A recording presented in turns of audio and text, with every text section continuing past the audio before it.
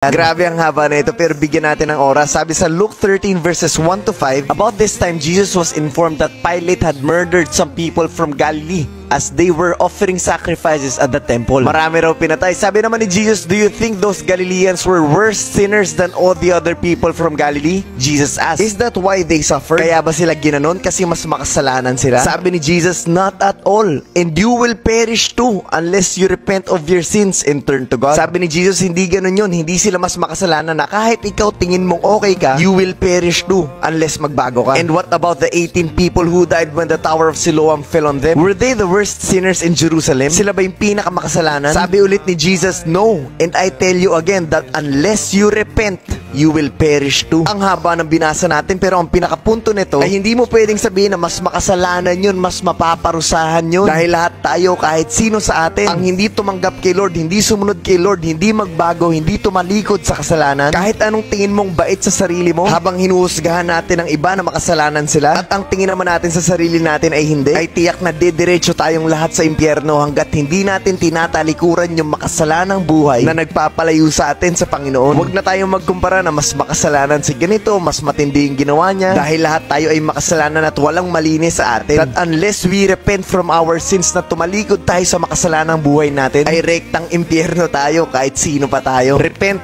Huwag ka na magturo. Ikaw mismo magbago ka na. Huwag na nating tignan yung kasalanan ng iba dahil tayo mismo ay makasalanan na. But only through our Lord Jesus Christ can we be saved. Now you have to make a decision. Repent or itutuloy mo lang yung buhay mo na nagpapalayo sa'yo sa Panginoon. Sana po ay malinaw ang mensahe ng video na to.